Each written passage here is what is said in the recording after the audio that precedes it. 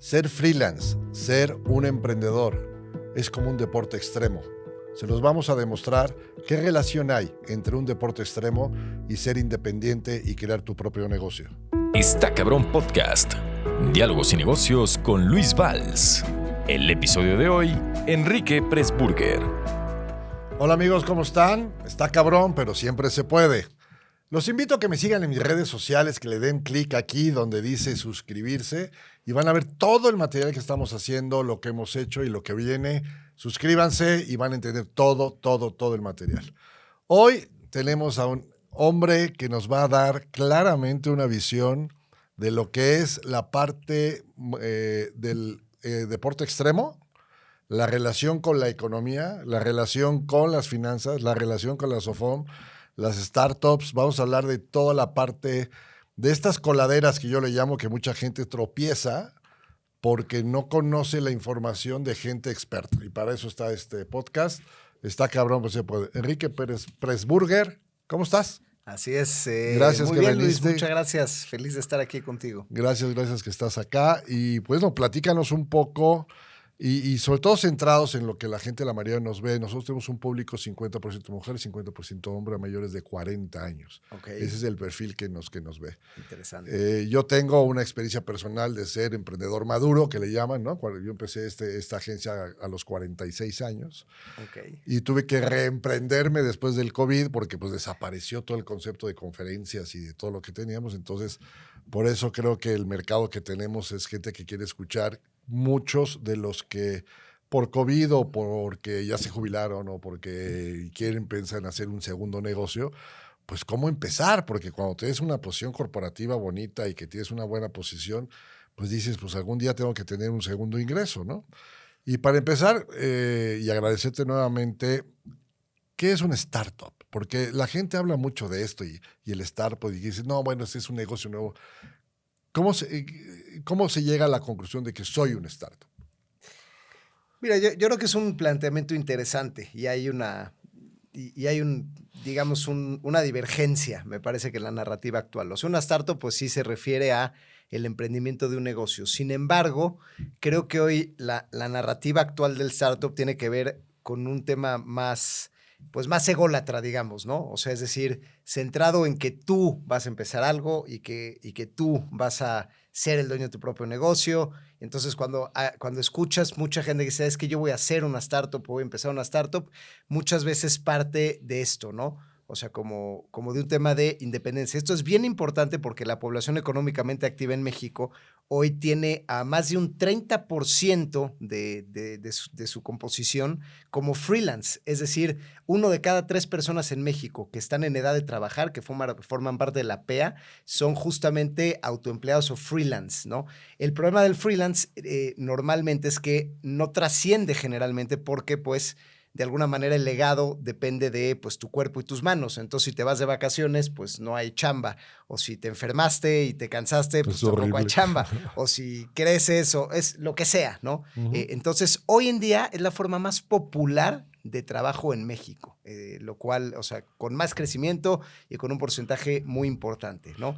Me parece entonces que la otra acepción del startup, finalmente, que es pues realmente la que habría que buscar, es aquella que justamente va más allá de tu persona, que es un tema de legado, ¿no? Entonces, ¿qué voy a hacer para hacer algo cuando yo no esté o poder echar a andar un negocio que no dependa de mi presencia física en un momento dado? O bien que, aunque use mi imagen, que pueda de alguna manera tener una estructura, una marca y de alguna manera una trascendencia cuando no está el emprendedor físicamente. Entonces, digamos, no es que tenga más o menos mérito, sin embargo, creo que sí son 2 enfoques distintos, porque el primero es un enfoque completamente en el ego, en la persona, y el otro es un enfoque en el legado, más bien más allá de la persona. Y me parece que esas son las startups que hacen falta porque pues solamente emprendedores en México que tienen más de 5 empleados, solamente es el 3% de la población empresarial del país. O sea, la gente que da este brinquito es muy poquita y necesitamos más de ese tipo de emprendedores, ¿no? Entonces, más allá del nombre sexy, uh-huh, hay que buscar la trascendencia de ese proyecto empresarial. Oye, si 1 de cada 3 ya es un freelance, como tú le llamas, ¿esto es una constante o creció después del COVID? Porque yo he encontrado muchísima gente que por temas de salud, por temas de que te acabaron su trabajo, tuvieron que volverse emprendedor para tener ingresos. Pero 1 de 3 es una cifra, no sé a nivel Latinoamérica, a nivel mundial cómo es, pero ¿tú a qué lo justificas que haya sido eso? ¿O es gente que aparte tiene un trabajo? O sea, tiene el trabajo y tiene un ingreso adicional por ser freelance. Yo creo que es una gran pregunta. Yo creo que responde un poco también a la dinámica. O sea, es una tendencia mundial, sin duda alguna, más latinoamericana, porque recordemos que Latinoamérica tiene muchísima informalidad, ¿no? Entonces, al final del día, la gente le cuesta mucho trabajo encontrar espacios formales para trabajar. De hecho, la informalidad en México es arriba del 50%. Entonces, de entrada, si eres joven y estás en edad de trabajar, en México, la mitad, o sea, de las posibilidades que tienes es que no encuentres trabajo y te tengas entonces que mover en el mercado informal. Ya si tienes la suerte de estar en el mercado formal, pues como profesionista te enfrentas a sueldos sinceramente bajos, ¿no? Ahorita, aunque ha crecido más de un 50% del sueldo promedio en México, o sea, estaba por ahí en 10,000 pesos mensuales y en ese sexenio creció casi a 15, o sea, sí se dio un brinco muy importante el sueldo. Sin embargo, sigue siendo muy pequeño, ¿no? Y esto porque hubo muchas reformas también que quitaron un poco el outsourcing, que obligaron a dar aguinaldos completos, que obligaron a dar más vacaciones, primas vacacionales, aumentar salario mínimo de manera muy importante. Y la base profesionista ha estado creciendo. Sin embargo, sigue sin ser a veces lo suficientemente atractivo para que el profesionista pueda hacer una carrera de largo plazo y realmente poder satisfacer las necesidades económicas. Porque si bien ha crecido un poquito el sueldo promedio de 10 a 15 mil pesos, pues la inflación en escuelas, en casas, en coches, pues han duplicado, triplicado, ¿no? O sea, los coches hoy en día, me pasó hace poquito, un coche que tenía casi 10 años, me lo compraban más caro que a como yo lo compré hace 10 años, ¿no? Entonces, la inflación de ciertas cosas, pues es brutal y ciertamente no alcanza. Entonces, el freelance es una especie de este esfuerzo de, bueno, pues si no estoy encontrando espacio en el mundo profesionista como tal, voy a, pues entonces yo resolver mi propio ingreso de alguna otra manera, porque pues igual estos 15 mil pesos los puedo de alguna manera sacar, ¿no? Y además tienes pues toda esta coyuntura de evadir los temas de movilidad, de tráficos, de no tener tiempos personales, de complejidad de vacaciones y todo esto. Entonces sí es atractivo el modelo, por eso es el más popular y el de más crecimiento. Y sin embargo, aquí el mensaje no es que esté mal ser freelance, pero más bien es un eslabón al que hay que trepar un poquito más, porque ya si le empujas un poquito a empezar a tener de alguna manera ya gente trabajando para ti, empieza a crear marca, empieza a ser un poquito más ambicioso, entonces ya trepas a una élite empresarial del país. Y empresas que venden ya, ya la ultra élite, o sea, buscar ya facturar más de 500 millones de pesos al año, hoy en día solamente hay 8,000 empresas en México que lo logran. Entonces, digamos que ya si trepas a esos 5 empleados, eres un 3%. Pero si vendes más de 25 millones de dólares al año, ya estás en el 0.001% y en un 100% de posibilidad de recibir fondeo extranjero, de que te compren o te hagan ofertas de compra en algún momento y que de tu marca pueda tener expansión internacional. Es decir, hay un apetito muy grande en el mundo. En el mundo hay un sobrante de dinero, hay un exceso de dinero, de liquidez muy importante que está buscando ser invertido.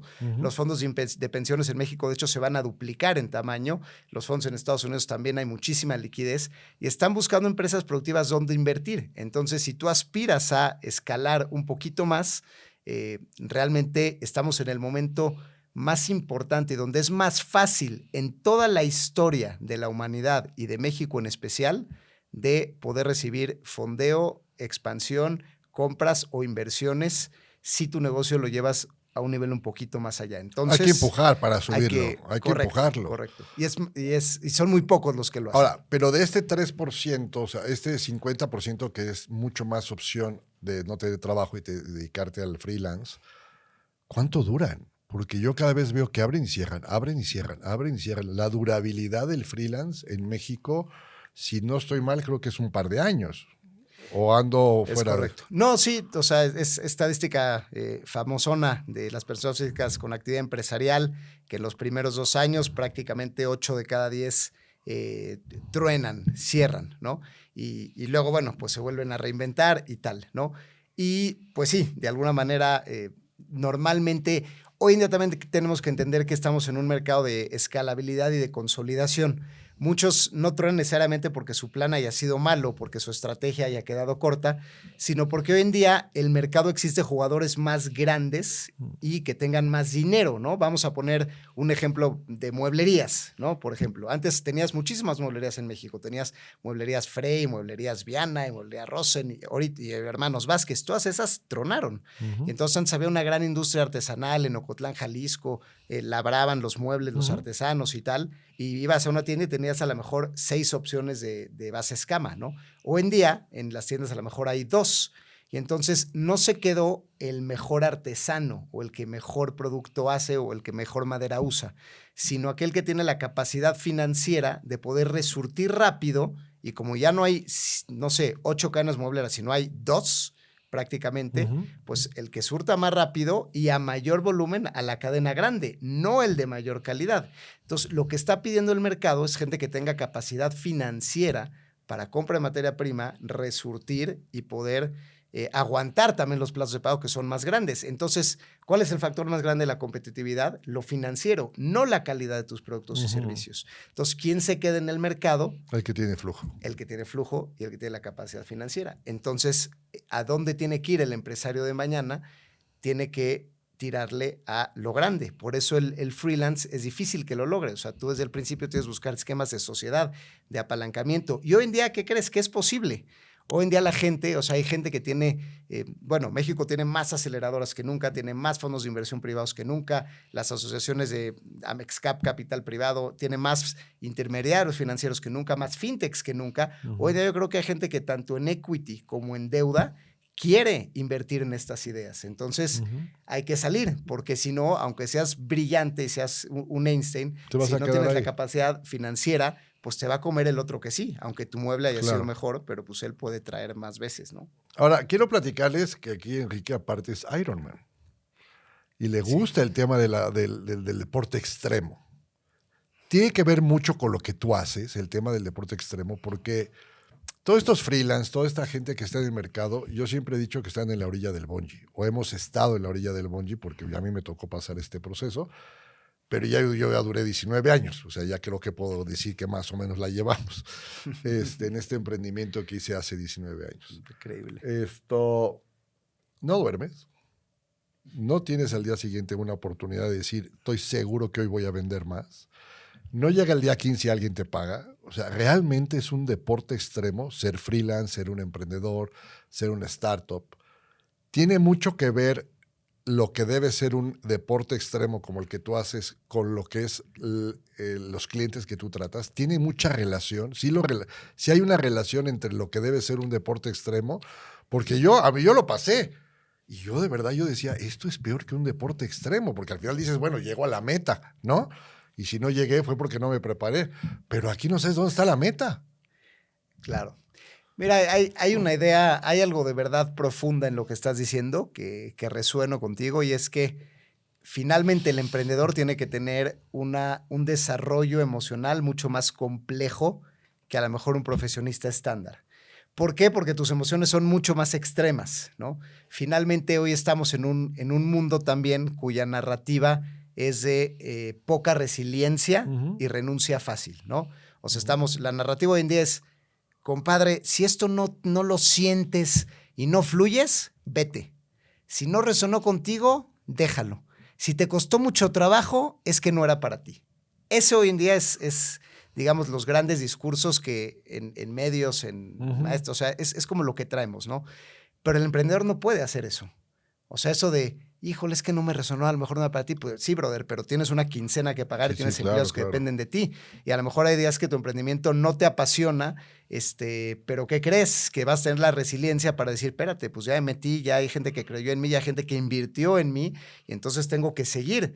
Y entonces, si es difícil, si de repente perdiste la motivación, si de repente estás abajo, si de repente no te llevas bien con, no sé, pues a lo mejor un empleado clave o un cliente que te pues no renuncias tan fácil. No, Pues tienes que superar eso, ¿no? Entonces, bueno, pues si no te baste, pues vas y lo arreglas y te fajas los pantaloncitos y no siempre las vas a ganar y no siempre vas a estar en lo correcto, ¿no?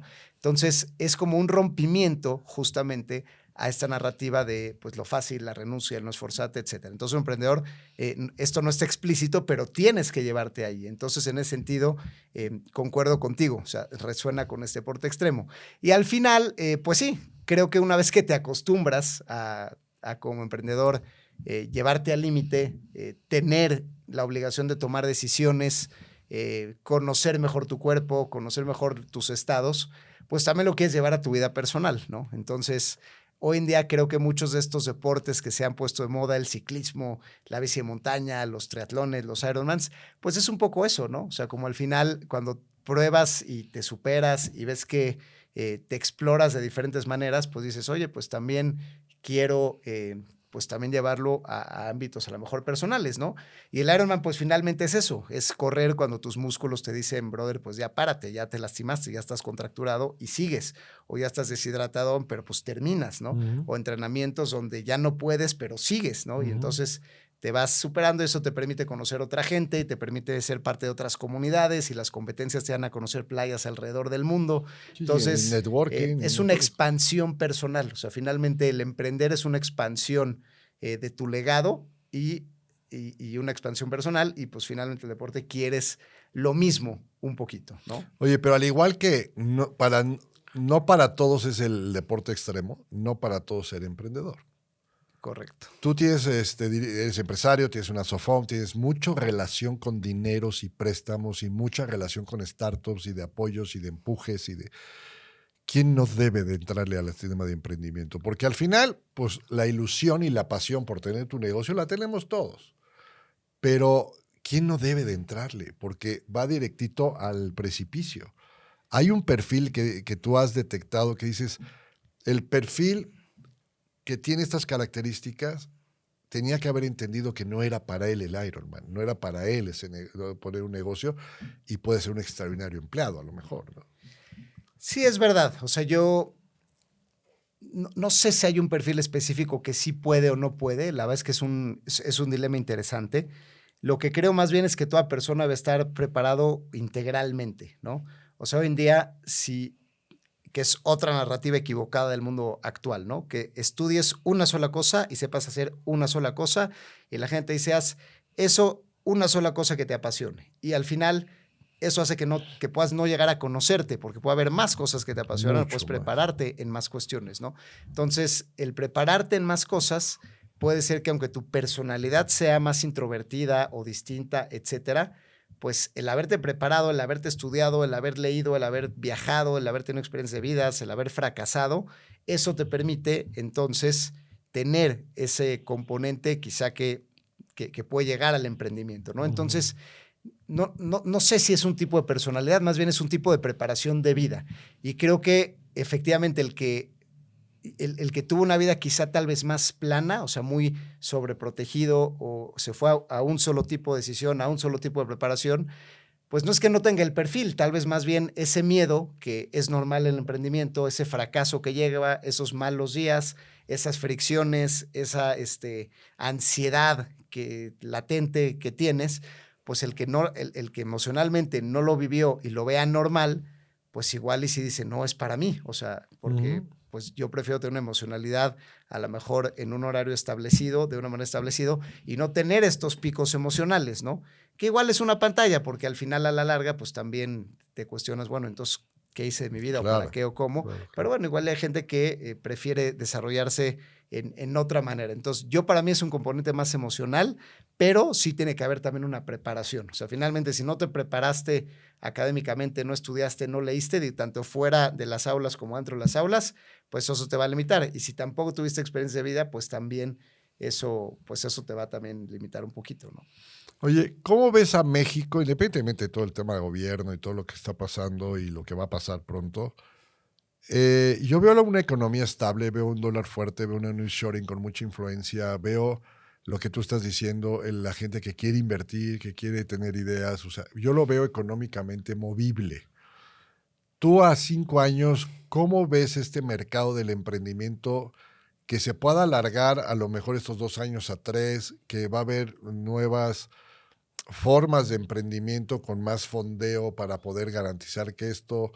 ¿ves alguna posibilidad de que este síndrome del no socio, que muchas veces dice yo prefiero estar solo que mal acompañado? Yo siempre he dicho que es mejor estar solo que bien acompañado a veces, ¿no? Por situaciones que te pueden dar dentro del negocio.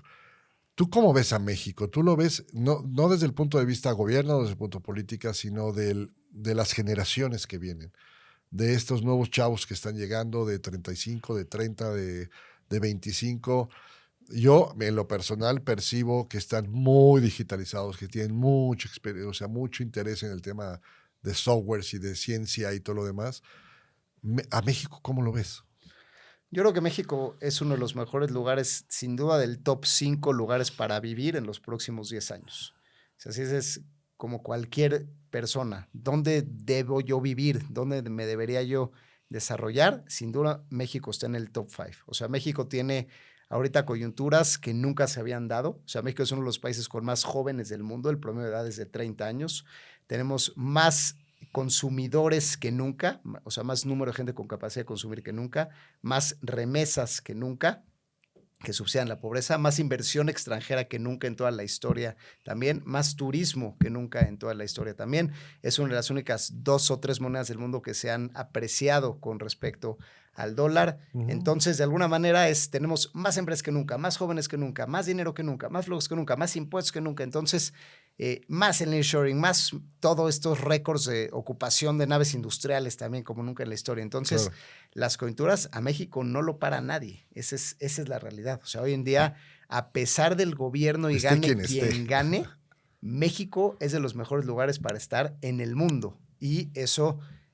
además con una macroeconomía estable y una inflación estable, ¿no? Porque México, la relación PIB con deuda fue de los muy pocos países que a niveles pre-pandemia y post-pandemia no cambió. Eso hay que reconocérselo también a la administración actual, que si bien se endeudaron, también cobraron mucho más impuestos y entonces esta relación no cambió y eso es lo que mantiene una moneda fuerte, que no hubo una inflación además intrínseca, ¿no? Más la exportada. Entonces, pues México es de los mejores lugares del mundo y más nos vale creérnosla, ¿no? Entonces, México tiene esa bendición que lo que hagas y lo que vendas, con que lo abras en el Distrito Federal, bueno, es CDMX, te va bien y puedes vivir el resto de tu vida. O sea, hay países que no es el caso, ¿no? O sea, países que tienen, 20 millones de habitantes, pero realmente consumidores potenciales 5 o 7 millones. Entonces, pues no es tan grande el mercado, ¿no? O sea, Europa tiene mucho este caso, o sea, realmente así, en ciudades de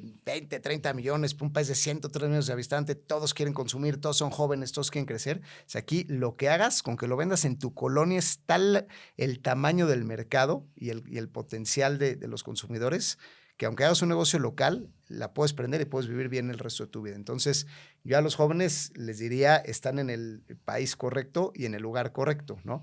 Claro que todos son oportunidades. Al final, esta pirámide se está revirtiendo. Ya los jóvenes hoy tienen 1.8 hijos en promedio, o sea, menos de 2. Entonces, se está revirtiendo. Ya la gente también está gastando menos en está educación. Cambiando la demografía. O sea, si bien ahorita es el boom brutal, pues esta generación está teniendo menos hijos y esta que somos récord de jóvenes, pues vamos a hacer después récord de viejos y como no tenemos suficientemente hijos, las pensiones de pensiones no están listas para, y el ahorro nacional, y dado que hubo muchos años de esquemas de outsourcing, la gente no tiene ahorros suficientes para el retiro, es decir, sí es una ventana de tiempo, no es que para siempre va a ser así, pero estos 10 años es una ventana muy importante. Entonces, yo invitaría a la gente a buscar crear estos legados y esto, no de manera nada más quizá freelance, sino que se animen a ir un poco más allá porque es el momento para hacerlo.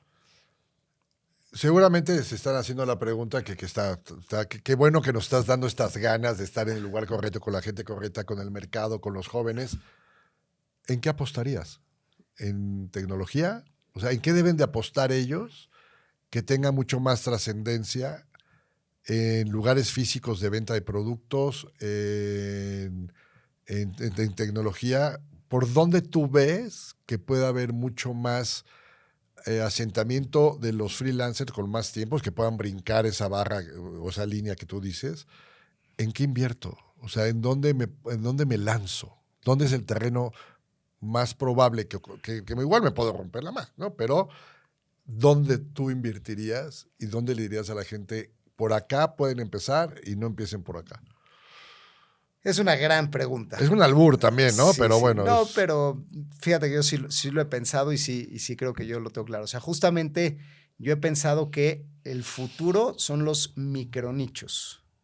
O sea, yo no le tiraría a hacer el ultra negocio, el más grande y las plantas así, sino hoy la gente es más sofisticada en sus deseos y aspiraciones y necesidades y se crean micronichos. Por ejemplo, los viajes, ¿no? Hoy en día la gente ya no te conformas con una agencia de viaje, pues ya lo haces tú, ¿no?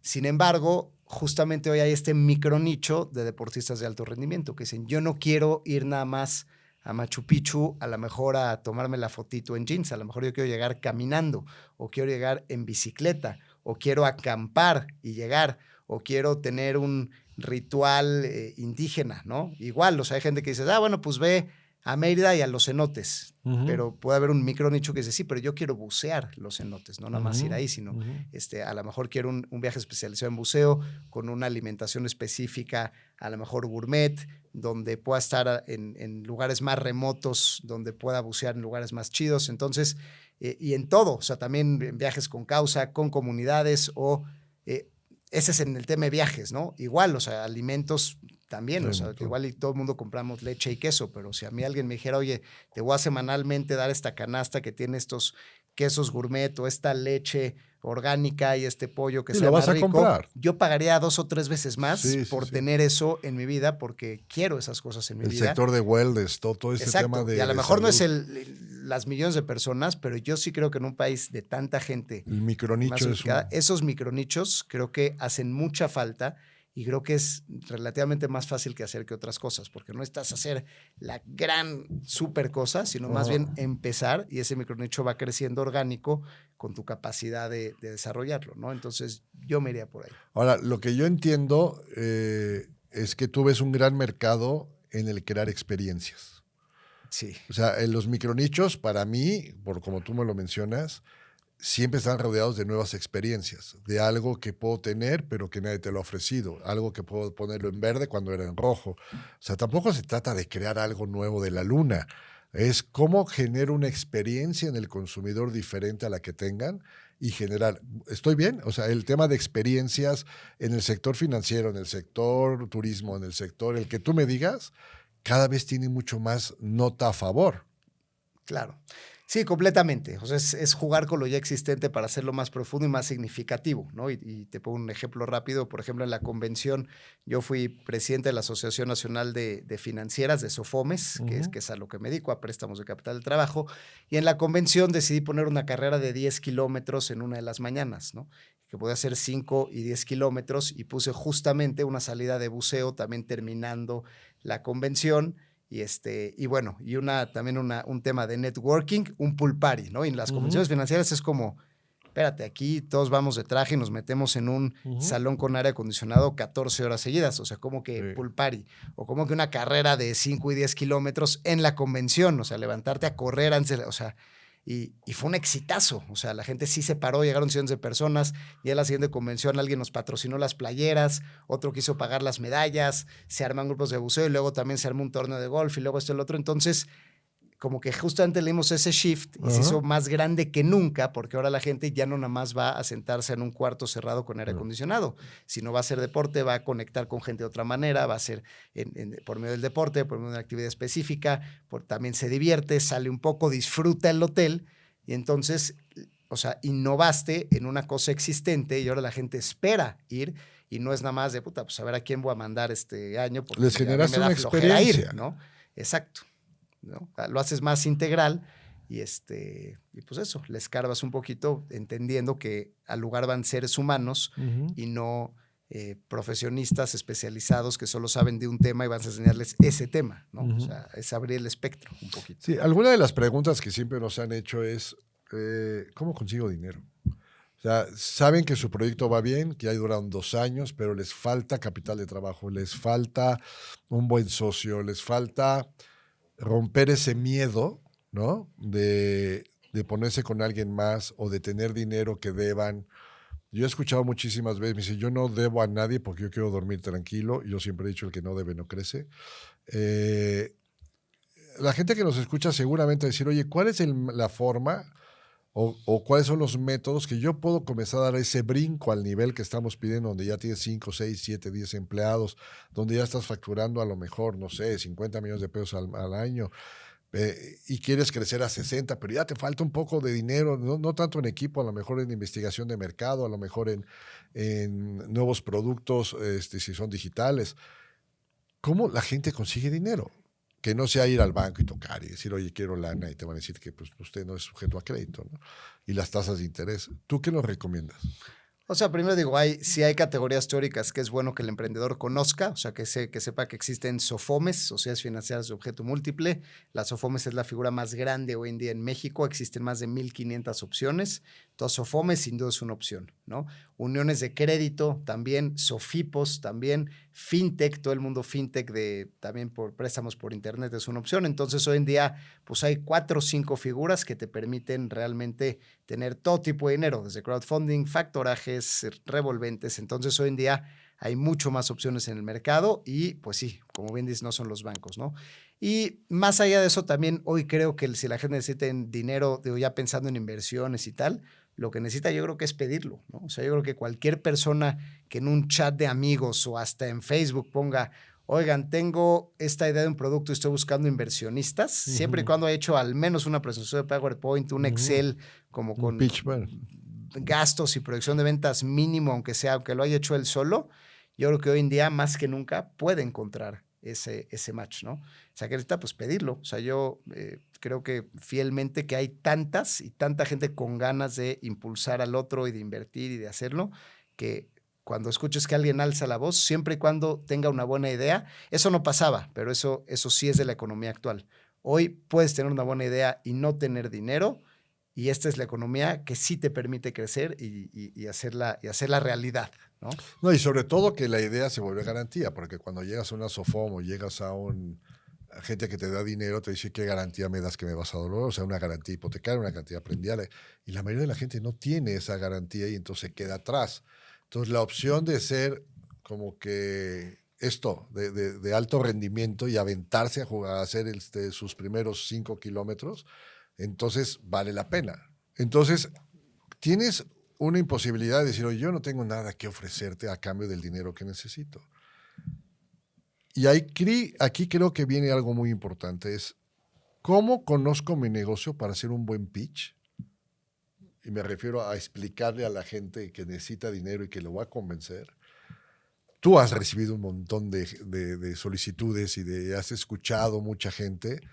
¿Qué te convence? Yo diría que son 3 elementos. O sea, digo, obviamente siempre ayuda el carisma y la pasión y tal, pero realmente son 3 cosas, ¿no? El primero es un buen nicho, o sea, un buen sector que de alguna manera sea pues sexy, esté creciendo, esté en un buen momento. El segundo es el producto específico, que el producto específico sea bueno. Y el tercero es el equipo que está administrando el proyecto. O sea, quién es el equipo el que te presenta, claro. Okay. ¿No? Entonces, al final, sí tiene que ser la combinación de estas 3 cosas, ¿no? Si es un sector ya muy saturado, muy complejo, aunque el producto sea una maravilla, es posible que los grandes te coman o te jueguen chueco, te metan el pie y tal, ¿no?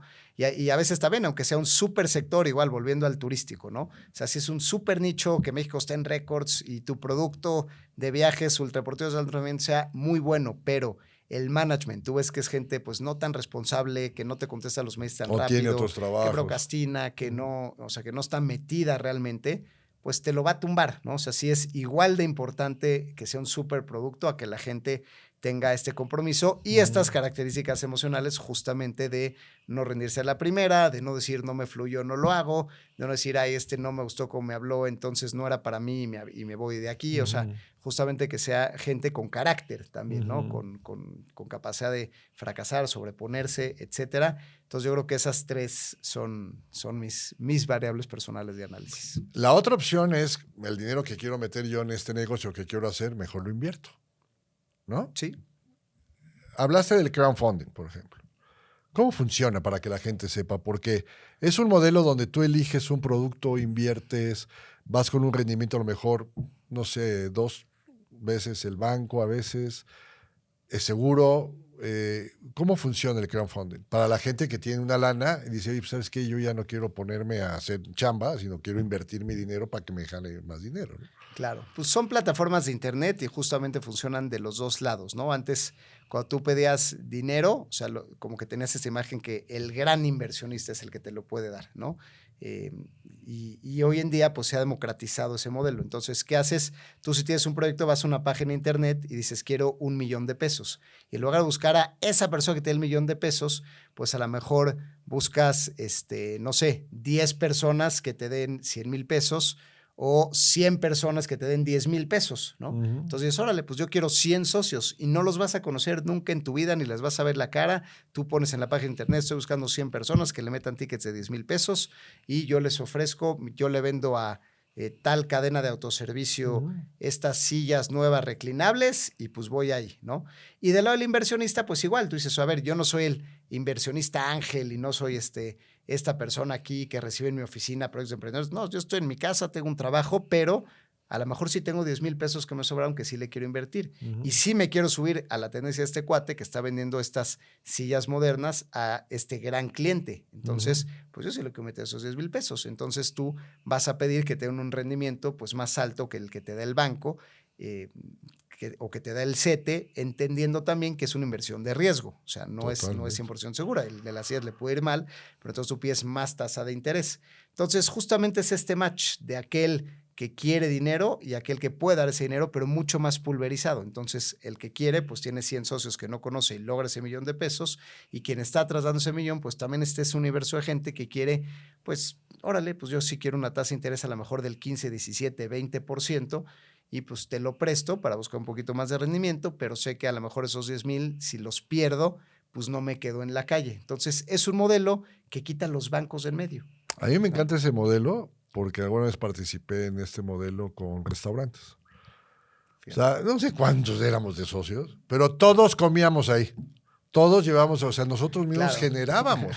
Porque decías una parte chiquitita, pero decías, si todos vamos una vez a la semana con amigos, con la familia, lo que sea, estamos generando que la gente llama gente. Va a decir, oye, este lugar está lleno. Nadie sabe que es a mejor por los socios que tiene. Pero al final, tú puedes, o por lo menos estar tranquilo que estás ayudando a generar ingresos que a la larga te pueden convertir o sea, está interesante, porque no solamente pones tu dinero y dices, pues yo también puedo cooperar, ¿no? En el sentido de que voy a promocionar. Y te sientes dueño. Y te sientes dueño. Oye, pues ¿no? yo le metí, pues me interesa que le vaya bien y yo soy parte de. Mi rendimiento me lo está dando él. Claro. Al final del día. Entonces, y entonces no pides descuento, pides nada porque va en contra tuya. Entonces el negocio va de maravilla, ¿no? Exactamente. ¿Tú apuestas por México todavía? Sí, más que nunca. Yo estoy all in en México, estoy completamente bullish, o sea, optimista que va para arriba. Creo que viene el mejor momento de la historia de este país. Y la realidad es que lo único que tengo miedo, que espero no pase, pues es que la corrupción y la inseguridad, que el narcotráfico está tras bambalinas, se coma todo. Se lo coman, ¿no? Están ahí, están tocando la puerta, ahí están las carreteras inseguras, ahí está la corrupción, ahí están los alcaldes asesinados, ahí están lugares que ya no puedes ir, ahí están lugares donde ya no puedes vender, ahí están los derechos de piso, o sea, sí está muy presente, creo que es la tragedia principal de este país y hay que ser voceros al respecto y exigir al gobierno, decir, oye, esto no nos vamos a acostumbrar a esto no está bien.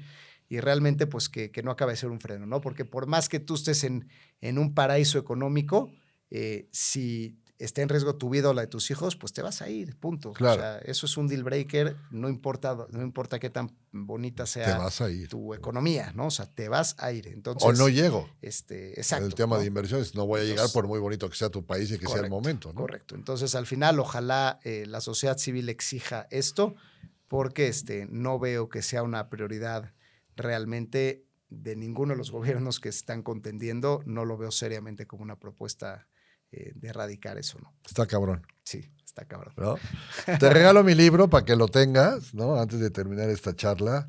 Ojalá lo disfrutes como yo lo disfruté escribiendo. Este libro lo hice en la pandemia, en donde la idea, y junto con el podcast, es como ayudarles a la gente a no caer en coladeras que la gente como tú, gente que ha estado con nosotros, pues puede dar estos tips y puede dar este mensaje de sí se puede, ¿no? Pero tenemos que ver esto y esto, ¿no? ¿Dónde te pueden localizar la gente? Padrísimo. En redes sociales, ¿dónde te pueden localizar? Sí, gracias por el libro antes que nada, lo leeré con mucho cariño.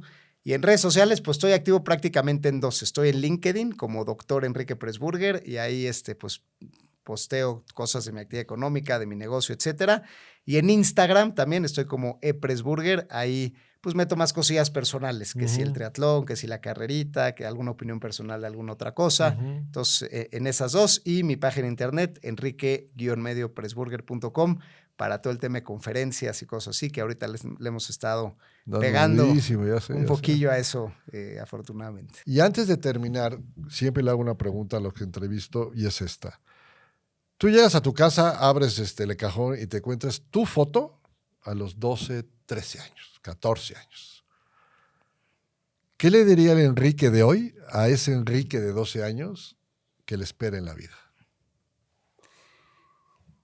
¿Qué le diría el Enrique grande al Enrique chico que le espera en la vida? Yo le diría, te espera una vida en lo que crees que te gusta, lo que crees que sabes hacer y lo que crees que te apasiona, aún no lo sabes y lo vas a descubrir. Así que no te claves en qué sí y qué no, más bien reinvéntate, contradícete, llévate de alguna manera, tópate con pared y entonces verás que la congruencia realmente está en reinventarte y no en apegarte a tus mismas ideas.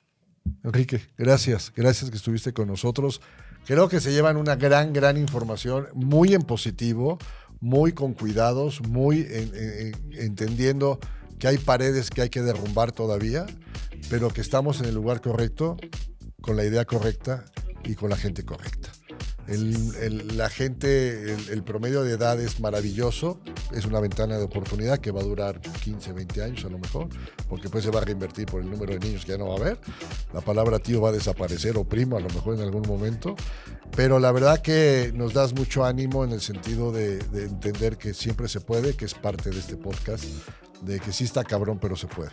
Gracias, Enrique, que estuviste con nosotros. Muchas Ojalá gracias, repitamos pronto otra charla de estas enfocadas a otro segmento del negocio.